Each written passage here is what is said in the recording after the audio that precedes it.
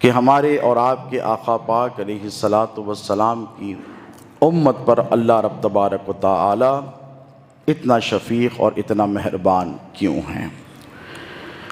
آج کے حالات آپ کی نگاہوں کے سامنے ہیں۔ پچھلے 8-10 مہینے سے ہم پینڈیمک کورونا سے گزر رہے ہیں اور پریشان حال ہیں، اور یہ سمجھ رہے ہیں، اکثر کہا جاتا ہے کہ یہ اللہ کا غضب ہے، غیظ و غضب ہے، یہ عذاب الہی کا نزول ہے، ایسا ایک کنسیپشن پایا جاتا ہے مسلمانوں میں۔ لیکن میں آپ سے کہوں کہ یقیناً اللہ رب تبارک و تعالیٰ کی ناراضگی الگ شے ہے اور عذاب الہی الگ شے ہے۔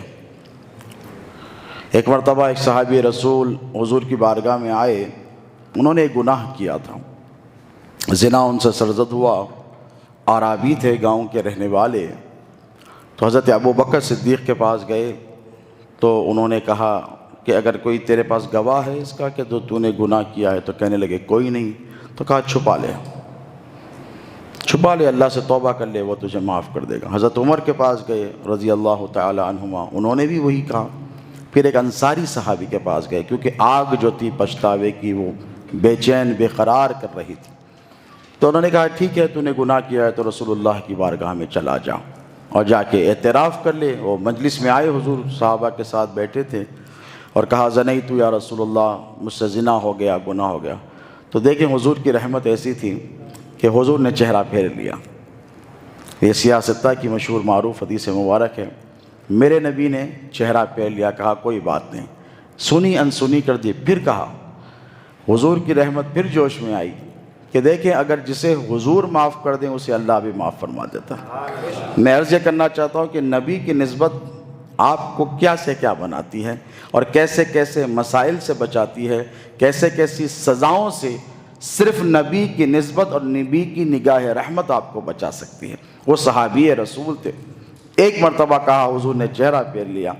دوسری مرتبہ پھر اعتراف کیا، حضور نے کہا کوئی بات نہیں، چہرہ پھیر لیا۔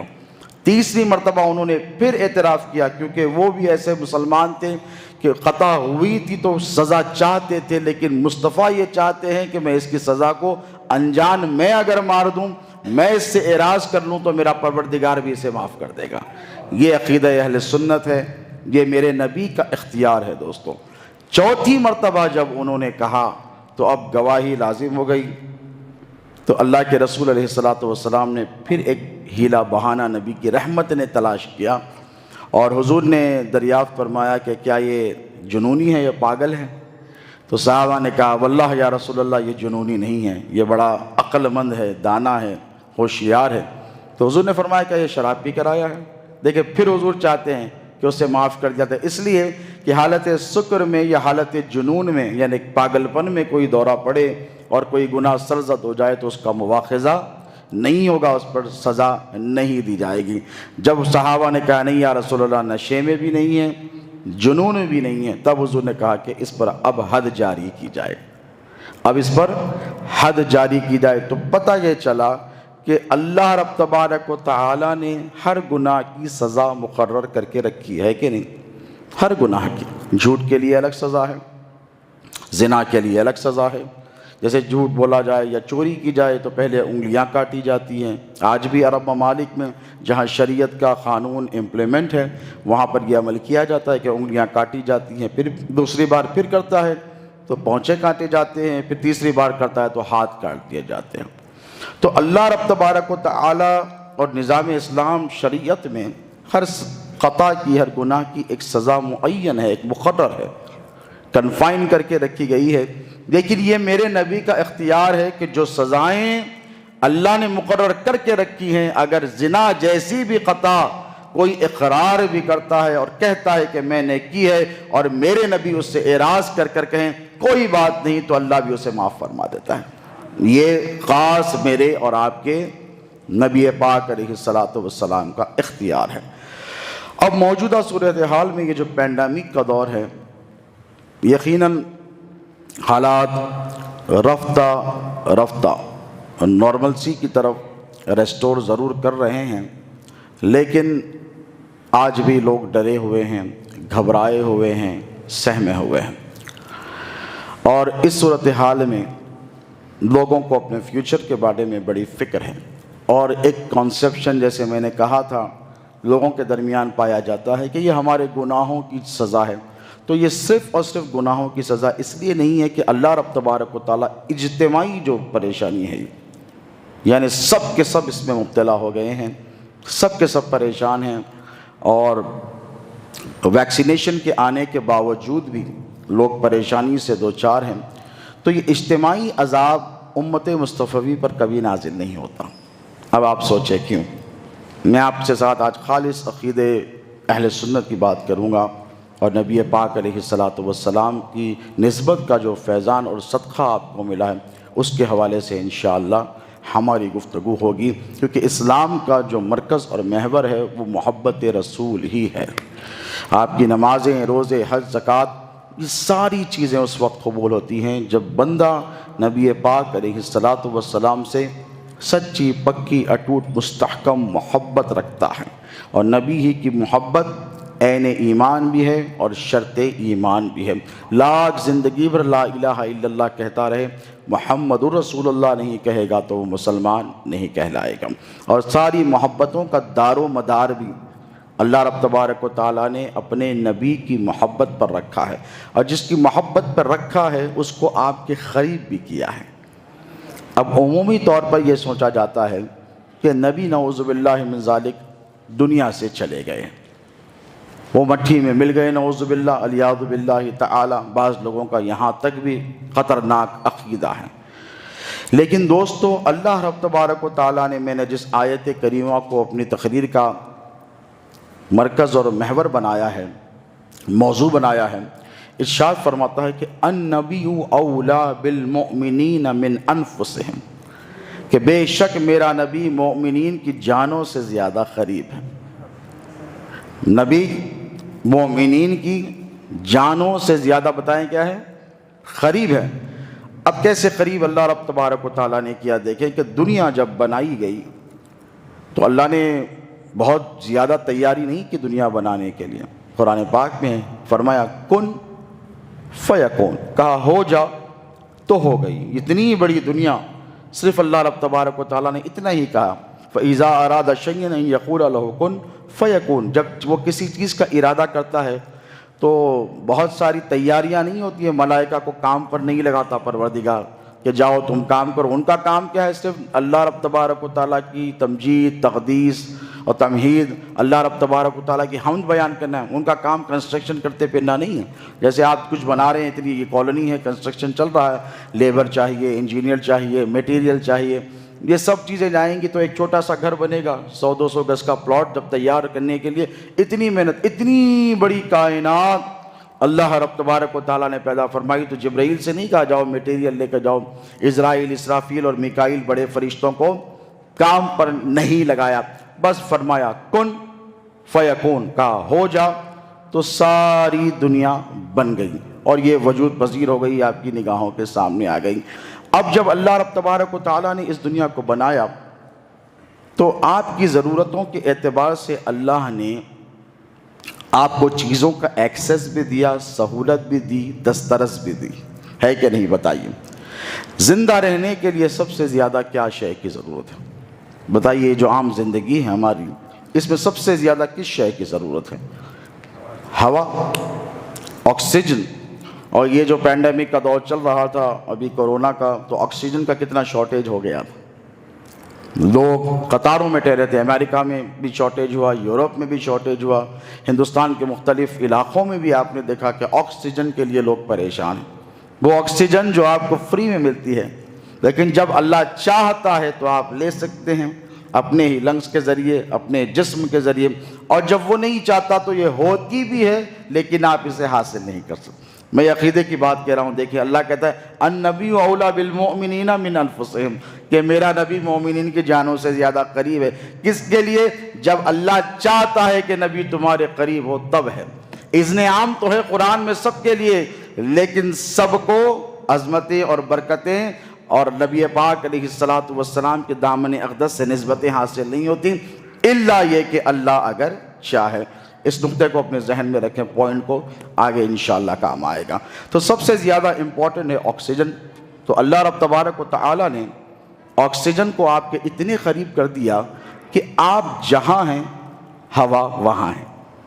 یعنی آپ کہیں بھی چلے جائیں، آپ پہاڑ پہ رہیں، جنگل میں رہیں، دریا کے کنارے رہیں، سمندر کے کنارے رہیں، صحرا میں رہیں، گھر میں رہیں، کمرے میں رہیں، wherever you are oxygen will follow you.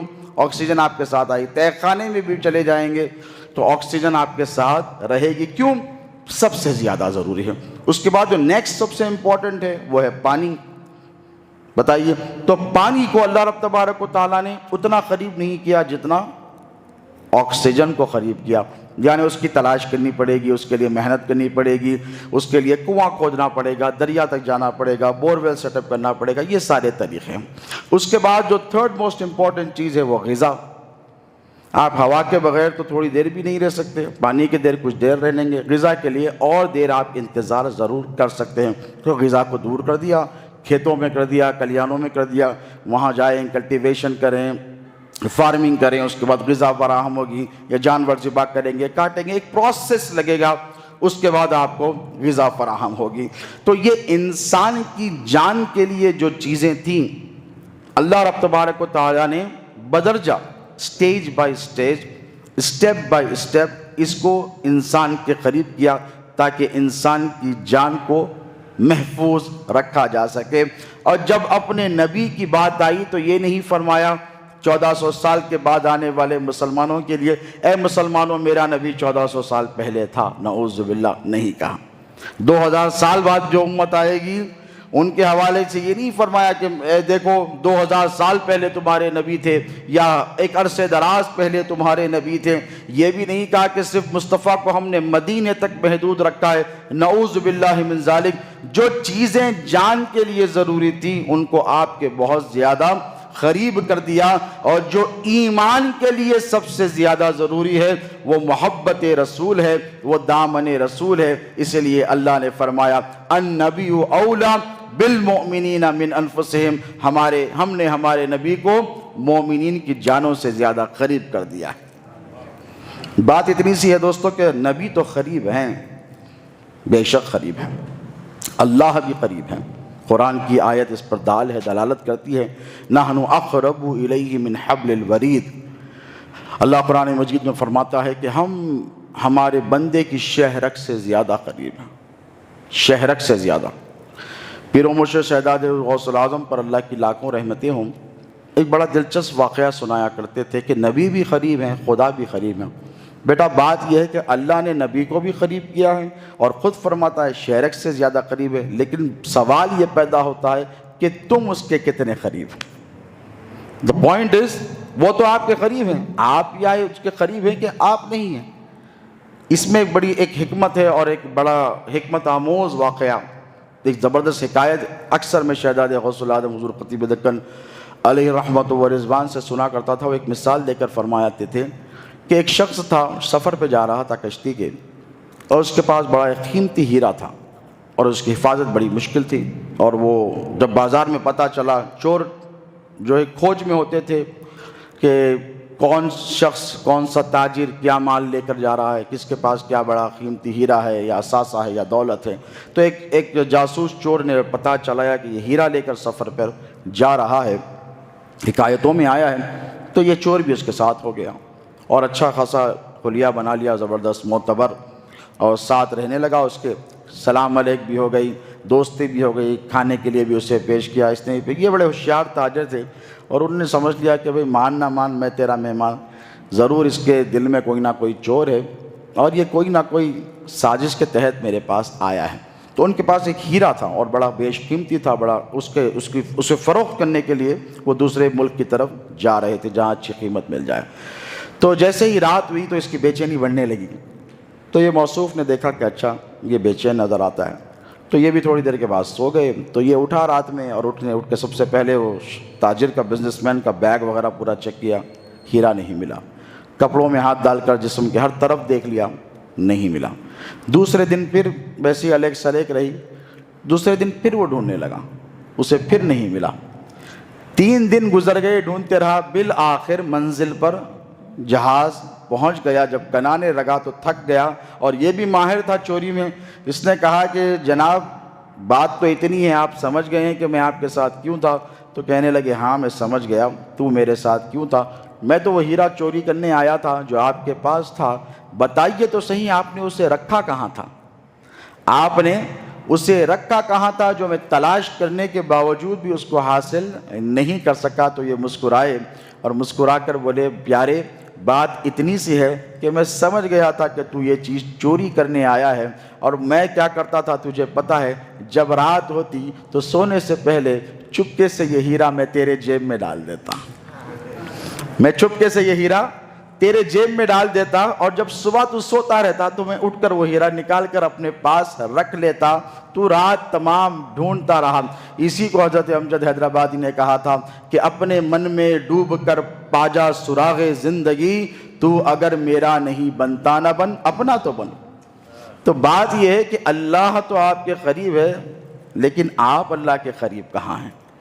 بات صرف اتنی سی ہے کہ ہم نے اپنے اعمال کی وجہ سے یا پھر حضور پاک علیہ الصلاۃ والسلام کی تعلیمات اور سنتوں سے دوری کی وجہ سے اپنے آپ کو اللہ رب تبارک و تعالی کی رحمتوں سے دور کر لیا ہے۔ دوستو دین بڑا آسان ہے، it's not a tough job, پتھر پھوڑنا جیسا مشکل نہیں ہے دین، جیسا غواص پانی میں جا کر ڈوب کر موتی نکال کر لاتا ہے سمندر سے، اتنا ڈیفیکلٹ بھی نہیں ہے، دین بڑا آسان ہے۔ میرے نبی پاک علیہ الصلاۃ والسلام نے ارشاد فرمایا بہت آسان ہے، دین کو ہم نے مشکل نہیں بنایا ہے، ایزی ٹو فالو ہے، بشرطے کہ آپ اس پر چلنے کی کوشش کریں، بشرطے کہ آپ اس پر عمل کرنے کی کوشش کریں۔ آج ساری چیزیں مہیا ہیں ماشاءاللہ، اللہ جزائے خیر دے ہمارے حافظ محمد علی خان صاحب کو، مجاہد علی خان صاحب کو، اتنی خوبصورت مسجد بنائی تمام مصلیوں کے لیے، اور وہ سب آتے ہیں ماشاءاللہ، تمام تر سہولتیں ہیں، آج سب کچھ ہے ہمارے پاس، لیکن جو چیز سب سے زیادہ اہم ہے وہ ہے وابستگی دامان رسول۔ آج اسی سے معاشرہ دن بدن دور ہوتا چلا جا رہا ہے۔ میں نے گزشتہ جمعے خطاب میں ایک آیت آپ کی سماعتوں کے حوالے کی تھی کہ لوگ اللہ کی محبت کا دعویٰ کرتے ہیں، لیکن یاد رکھیں اللہ کی محبت اس وقت تک کامل نہیں جب تک کہ نبی کی اتباع اور محبت نہیں۔ قل ان کنتم تحبون اللہ فاتبعونی یحببکم اللہ، اللہ فرماتا ہے کہ محبوب یہ ہماری محبت کا جو دعویٰ کرتے ہیں یہ جھوٹے ہیں، اگر آپ کی اتباع نہیں کریں، آپ سے محبت نہیں کریں تو ان کا کوئی عمل ہماری بارگاہ میں قبول نہیں ہوگا۔ تو دوستو ایسی کیا چیزیں ہیں جس پر ہم عمل پیرا ہوتے ہوئے آقا کریم علیہ الصلاۃ والتسلیم کی خوشنودی حاصل کر سکتے ہیں؟ ہمیں اس چیز کی جستجو کرنی چاہیے۔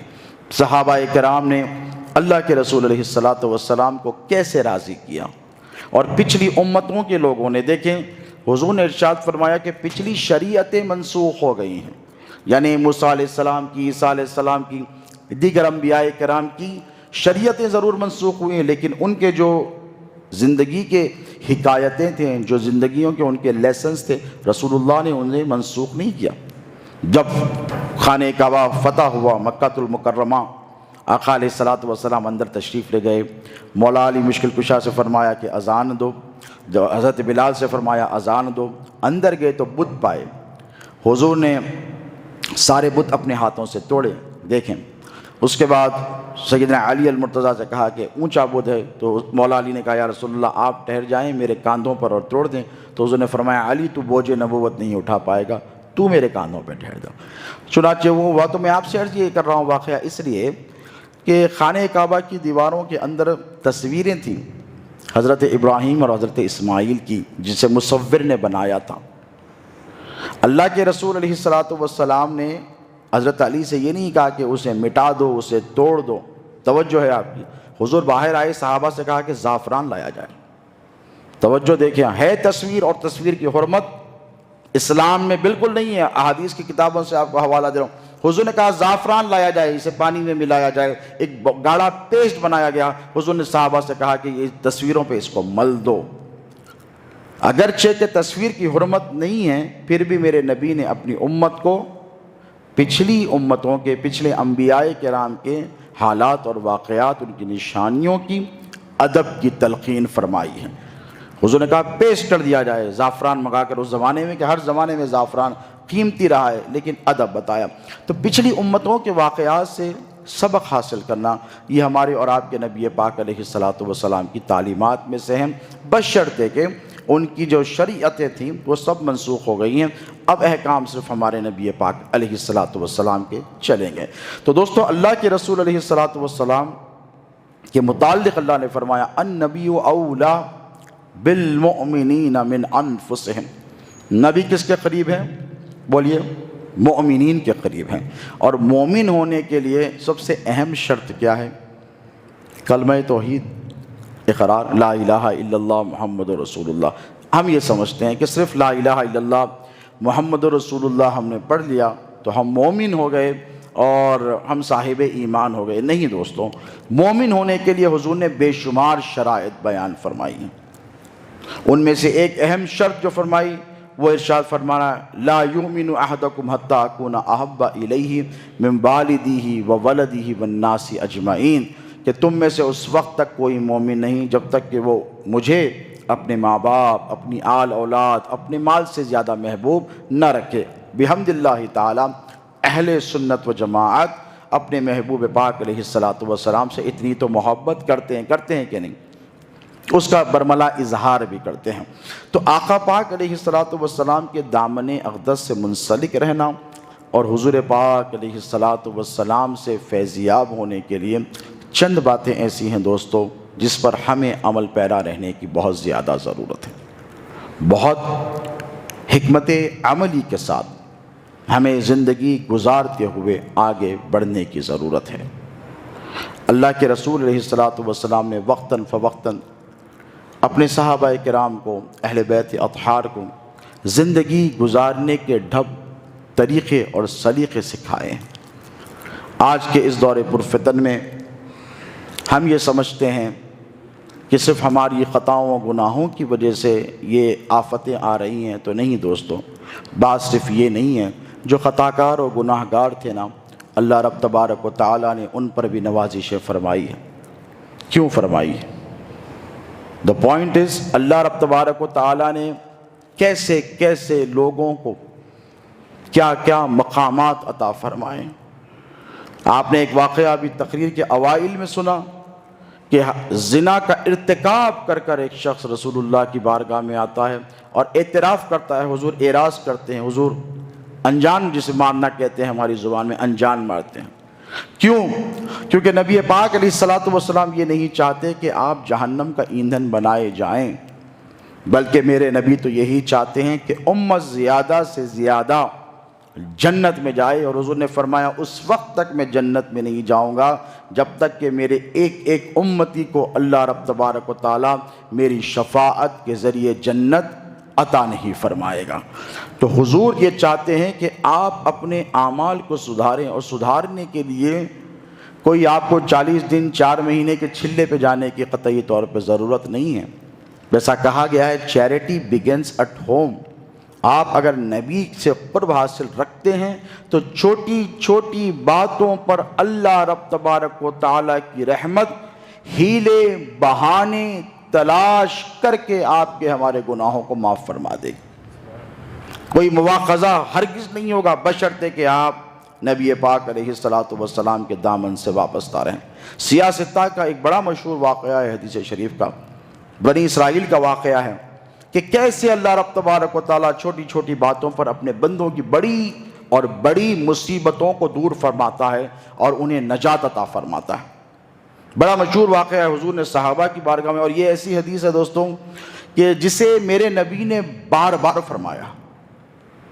یہ ایک ایسا واقعہ ہے بنی اسرائیل کا کہ کوئی واقعہ حضور نے 1 مرتبہ فرمایا، کوئی واقعہ 2 مرتبہ ہو گیا، لیکن متعدد مرتبہ حضور نے اس واقعے کو فرمایا ہے، تو اس کی کتنی امپورٹنس ہوگی آپ دیکھیں۔ سیاستہ کی تمام کتابیں آپ اٹھا کر دیکھیں، تقریباً کئی ترک سے کئی صحابہ نے اس کو روایت کیا، انہوں نے کہا کہ ہم نے بھی سنا، بڑا خوبصورت واقعہ ہے، آپ نے بھی سنا ہوگا۔ اس سے حکمت، اس سے درس حاصل کرنے کے لیے عرض کر رہا ہوں کہ حضور فرماتے کہ بنی اسرائیل میں 3 شخص رہا کرتے تھے۔ بنی اسرائیل یعنی پچھلی امت میں، اور تاجر تھے، بزنس مین تھے، اور ایکسپیڈیشنز پہ دوروں پر نکلا کرتے تھے۔ تینوں مل کر نکلے سفر پر، اور رات میں جنگل میں قیام کیا، پہاڑ کی گفا میں انہوں نے آرام کیا، اور جب سوئے اور جب اٹھے تو کیا دیکھتے ہیں کہ پہاڑ کا جو دہانہ تھا، چٹان تھی، وہ غار کے منہ پر آ کر گر گئی۔ لینڈ سلائڈس ہوتے ہیں پہاڑوں پر، تو لینڈ سلائڈ کی وجہ سے وہ چٹان گر گئی، راستہ بند ہو گیا۔ اب چٹان کو نکالنا تو دو بر ہے ان سے، جیسے آج کل مصیبتوں کے پہاڑ اور چٹانیں ہماری نگاہوں کے سامنے ہیں اور ہم اسے ڈھکلنے کی کوشش کر رہے ہیں، وہ تو ہٹنے والی نہیں ہے۔ حضور نے طریقہ بتایا کہ اسے کیسے ہٹایا جائے۔ کسی کو ایجوکیشن میں کسی کو ہرڈل آ گیا، ایک مصیبت کی چٹان سامنے آ گئی، آپ اسے ڈھک لیں گے، وہ ہٹنے والی نہیں۔ کاروبار کے سامنے کوئی چٹان آ کر گر گئی، چٹان کی طرح کوئی رکاوٹ ہو گئی، آپ اسے ڈھکل رہے ہیں، وہ ہٹنے والی نہیں ہے، بشرطے کہ آپ حضور سے وابستگی کے ساتھ پچھلی امتوں، اصحاب رسول، اہل بیت اطہار، سلف صالحین، اولیاء کے طریقے پہ چل کر ایک سلیوشن نکالیں۔ اتنا تو آپ کو کرنا پڑے گا نا۔ محنت کرتے ہیں روزی کمانے کے لیے، آسمان سے آپ کے لیے مینا اور آپ کے لیے غذائیں نازل تو نہیں ہو رہی ہے بنی اسرائیل کی طرح، برابر محنت اور مشقت کرتے ہیں۔ تو ایک سمپل سلیوشن آپ کو میں بتا رہا ہوں بنی اسرائیل کے اس واقعے سے۔ تو یہ بڑے پریشان ہوئے اور انہوں نے انالائز کیا کہ یہ چٹان تو بہت بڑی ہے، زندگی چلی جائے گی، ہم موت سے دوچار ہو جائیں گے، لیکن ہم اس چٹان کو ہٹا نہیں سکیں گے، تو کیا کیا جائے؟ اب ایسی صورتحال میں آپ ہم ہوں تو یقیناً دعا کریں گے۔ دعا مومن کا سب سے بڑا ہتھیار ہے کہ اے اللہ ہمیں مصیبت سے نجات عطا فرما، نجات عطا فرما۔ لیکن صرف مصیبت سے نجات عطا فرما کہ کلمات ادا کرنے، دعا کرنے سے بات ان کی نہیں بنی۔ انہوں نے بھی دعائیں کی، مولا ہمارے بچے ہیں، گھر بار ہے، رشتہ دار ہیں، اقربا ہیں، ہماری پریشانی سے ہم کو نجات عطا فرما۔ اللہ نے عطا نہیں کی۔ تو ایک بڑا اس پہ سیانہ تھا، اس نے کہا بات ایسی نہیں بنے گی، ہم ایک کام کرتے ہیں، اپنا کوئی ایک اچھا عمل ہم اللہ کی بارگاہ میں پیش کرتے ہیں، اور اگر اللہ کو وہ عمل پسند آ جائے تو ہو سکتا ہے کہ ہماری مصیبت سے ہم کو نجات مل جائے۔ تو انہوں نے کہا بات تو صحیح ہے، بات کیا ہے اس میں دیکھیں اور کریں، عمل کا وسیلہ۔ عمومی طور پر یہ کہا جاتا ہے کہ وسیلہ اچھی چیز نہیں ہے، وسیلہ لینا ہی نہیں چاہیے، جو کچھ ہے ڈائریکٹ۔ تو انہوں نے کیا کیا، اپنے اپنے عمل کو اللہ کی بارگاہ میں وسیلہ بنایا۔ کیا بنایا گئے؟ وسیلہ بنایا۔ وسیلہ بنا کر پہلا شخص اٹھا اور اس نے کہا کہ دوستو میں آج ایک بات کا اعتراف کرنا چاہتا ہوں، وہ یہ کہ میری ایک چچا کی لڑکی تھی اور وہ بڑی حسین اور خوبصورت تھی، اور میرا دل چاہتا تھا کہ میں اس سے نکاح کر لوں، لیکن اس کا نکاح کہیں اور ہو گیا۔ وہ کہیں اور نکاح اس کا کر دیا گیا۔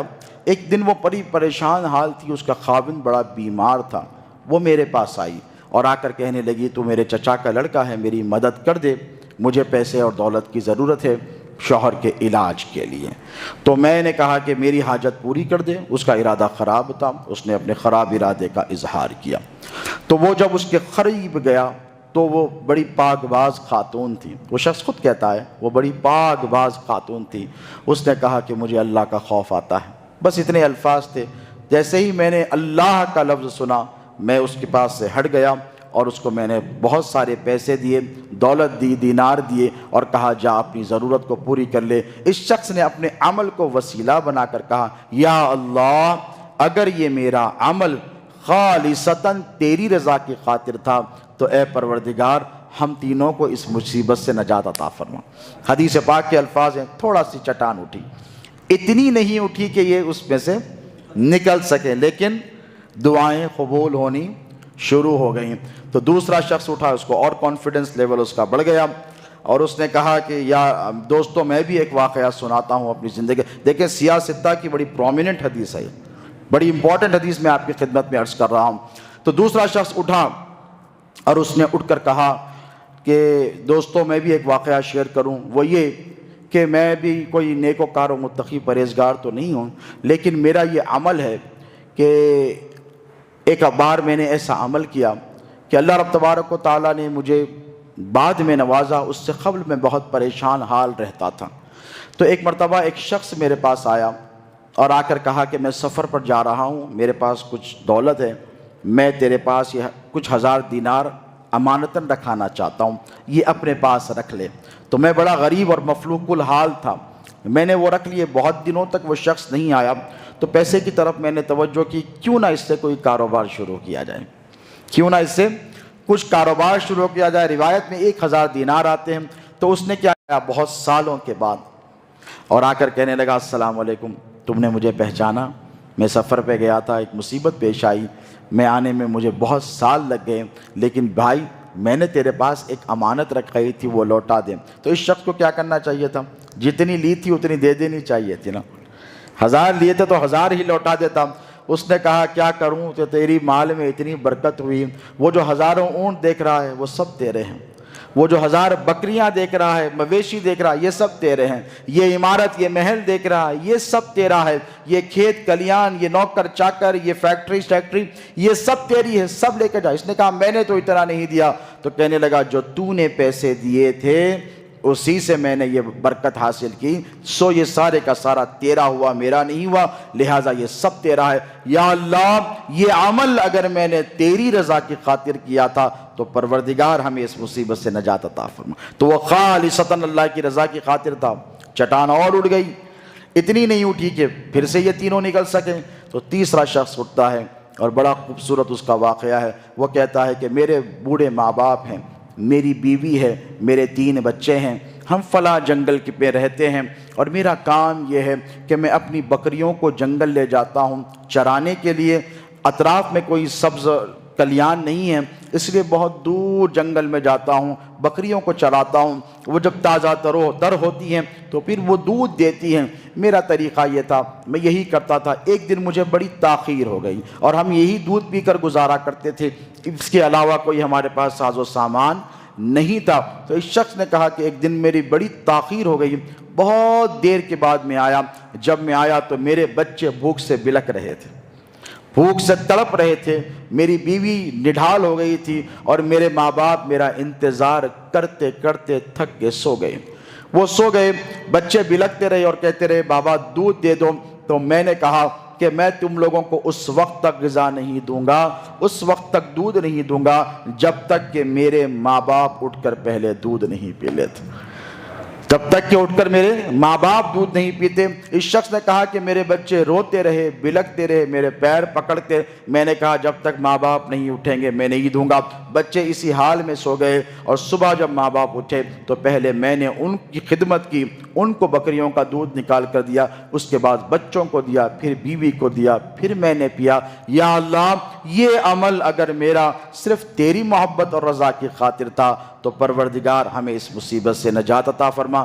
چٹان پوری اٹھ گئی، یہ باہر نکل گئے۔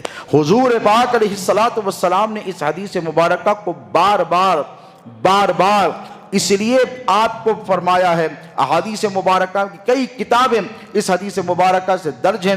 اللہ کے رسول نے اس لیے اس کو اسٹریس دیا، اس لیے اتنی امپورٹنس بتائی ہے دوستو، تاکہ جب کبھی آپ کسی مصیبت میں مبتلا ہو جائیں تو حضور پاک علیہ الصلوۃ والسلام کی اس حدیث مبارکہ پر غور و غوص کریں، فکر کریں، اور جب کوئی مصیبت آئے تو زندگی میں اگر آپ کا کوئی اچھا عمل آپ نے کیا ہے تو اس کا وسیلہ لے کر جائیں اور کہیں کہ مولا میں نے فلاں غریب کو کھانا کھلایا تھا، میں نے فلاں بیمار کی عیادت کی تھی، میں نے فلاں یتیم کی ضرورت کو پورا کیا تھا، میں نے فلاں شخص کی امداد کی تھی، میں نے غریبوں کو، یتیموں کو، لاچاروں کو، مسکینوں کو کھانا کھلایا تھا، کسی کی مدد کی تھی، راستے سے پتھر ہٹائے تھے، لوگوں کی تکلیفیں دور کی تھی۔ تو دوستو یہ اعمال جب آپ اپنے پروردگار کی بارگاہ میں پیش کریں گے تو یقین مانیں حدیث شریف کی روح سے آپ بھی مصیبتوں سے نجات حاصل کر سکیں گے، بشرطے کہ آپ اس کی تیاری کر کے رکھیں، بشرطے کہ آپ نیک اعمال میں پہل کرتے رہیں۔ اللہ کے رسول علیہ الصلوۃ والسلام کا ارشاد مبارک ہے کہ اللہ رب تبارک و تعالیٰ جب کسی سے ساتھ خیر کے ارادے کو منسوخ کر دیتا ہے، یعنی اللہ یہ چاہتا ہے کہ اب مجھے اس کے ساتھ کوئی خیر کا معاملہ نہیں کرنا ہے، تو اللہ تعالیٰ اس پر کیا کرتا ہے پتہ ہے آپ کو؟ اللہ اس سے غریبوں کی مدد کی جو خدمت کا جذبہ ہوتا ہے اسے چھین لیتا ہے، ضیافت، یہ بخل سینے میں پیدا کر دیتا ہے۔ کیوں کر دیتا ہے؟ اسی لیے کہ یہی جو اعمال ہیں نا یہی آپ کے کام آنے والے ہیں، یہی آپ کی مدد فرمانے والے ہیں، یہی وَابْتَغُوا إِلَيْهِ الْوَسِيلَہ اللہ قرآن پاک میں فرماتا ہے۔ آخری بات آپ سے کہہ رہا ہوں، لوگ کہتے ہیں کہ کیسے وسیلہ کام آئے گا، یہ تو احادیث مبارکہ سے ثابت۔ اللہ نے فرمایا یا ایھا الذین آمنوا اتقوا اللہ وابتغوا الیہ الوسیلہ، اے ایمان والو تقوی اختیار کرو اور اللہ تک پہنچنے کے لیے وسیلہ لے کر آؤ۔ تو یقیناً اللہ رب تبارک و تعالیٰ نے ہمیں سب سے بڑا وسیلہ جو دیا ہے وہ حضور پاک علیہ الصلاۃ والسلام کی، ہمارے اور آپ کے نبی پاک علیہ الصلاۃ والسلام کی ذات ہے۔ النبی اولا بالمؤمنین من انفسہم کے مصداق، آپ کو ہم کو آقا مولا علیہ الصلاۃ والسلام کی بارگاہ اقدس سے اٹوٹ وابستگی پیدا کرنے کی ضرورت ہے۔ میں اللہ رب تبارک و تعالیٰ سے یہی دعا کرتا ہوں کہ مولا کریم کار سازا بندہ نوازا، جو کچھ کہا سنا گیا ہے کہنے سننے سے زیادہ ہمیں اب اس پر عمل کرنے کی توفیق عطا فرما۔ اے پروردگار یہاں پہ جتنے حاضرین ہیں ان سب کی حاضری کو اپنی بارگاہ میں شرف قبولیت عطا فرما۔ اے باری تعالیٰ جو بیمار ہیں انہیں شفاء کاملہ عطا فرما، جو پریشان حال ہیں ان کی پریشانیوں کو دور فرما۔ مولا ہم میں جو بے روزگار ہیں انہیں روزگار عطا فرما، جن کے کاروبار ہیں ان کی تجارت میں برکتیں عطا فرما۔ یا اللہ ہم میں جو بے نمازی ہیں انہیں نماز پنجگانہ با جماعت ادا کرنے کی توفیق عطا